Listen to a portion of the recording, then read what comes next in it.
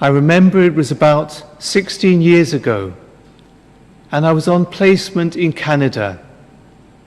I was a deacon, and I was preaching and serving in a parish in Winnipeg. And I'd come towards the end of my time there, about 6 or 7 months. And I was calling in now, going to Toronto, to the friary there. But I just had news that my uncle, who lived in Toronto, was seriously ill. He was now in the intensive care unit. And as I took the flight from Winnipeg to Toronto, I wondered whether I'd get there in time, whether he'd still be alive when I arrived at the hospital. I remembered landing in the airport at Toronto, getting a lift there from the airport to the hospital, and each moment wondering, would I get there in time? I wasn't ordained a priest yet, it was just a few months away, but one of the priests from the friary came with me. We got to the hospital and my uncle was still alive. My cousin greeted me and we went in to see my uncle. And there was lots of tubes, a ventilator, various things all being plugged into my uncle. And he was anointed. And then for the next few days, I was with my relatives there, with my uncle. A few days later, the doctor said, we've done everything we can, but nothing seems to be working. They've given my uncle various transfusions, but the blood just seemed to be coming out in other ways. He wasn't getting any better. And then there was a complication, a tube that was going down his throat, caught in his esophagus, and there was a hole in his esophagus. And the doctor said, we can't do that again. It looks as if there's nothing else that we can do. And so the doctors met with my aunt and my cousins and talked things over. And so they decided not to treat my uncle any further. It didn't look as if there was any possibility of him living through the night. So I was there and I wondered what we were going to do. Just at that point, my aunt gathered myself and my 3 cousins, her children, around.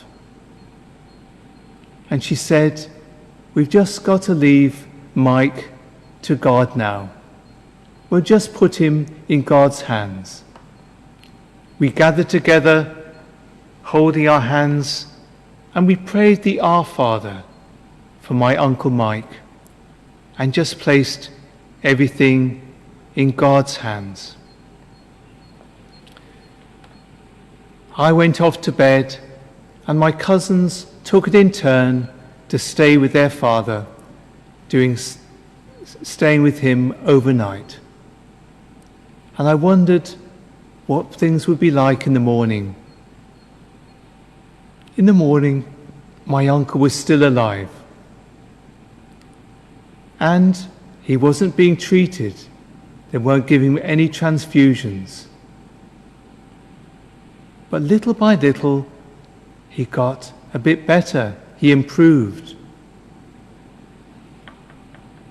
And amazingly, he lived for another 3 months, was moved back into one of the wards, and my cousins talked to my uncle, their father, again.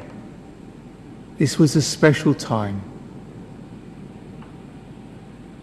I saw the great power of my aunt's faith, how through her inspiration we gathered together and placed my uncle in God's hands. and the doctors were astounded. They couldn't know how he survived, and they couldn't fathom how he came out of intensive care and went back onto the ward. And although my uncle only lived for another couple of months, 2 or 3 months, this was a special time for him and his family. They were able to talk about those things perhaps they hadn't talked about. I think it was a time of reconciliation for my uncle and his children. It was a special time. Jesus is telling us in this gospel, he has the power over everything, even death. It doesn't matter what the situation is in our life, which we think is impossible. Jesus can do the impossible. He has power over everything. And as we approach Easter, which is just 2 weeks away, we remember that Jesus went into the tomb, and he came out of the tomb victorious. He wants us to prepare to go into our tomb, that we would not be frightened of death. He says, "He who believes in me already passes from death until life." What he means is, he gives us the power of his resurrection to live now. If we're living with Jesus now, we will have no fear when we go to the tomb, because we will already have passed to a new life which we are living now. So whatever situation you are in,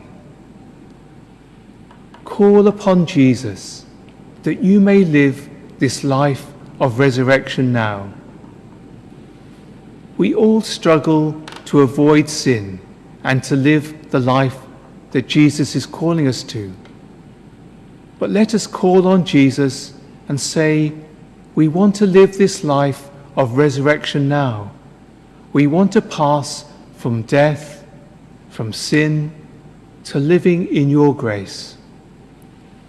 And on this day, when we rededicate England to Our Lady, the gates of heaven are open to us. Many graces are being offered to us.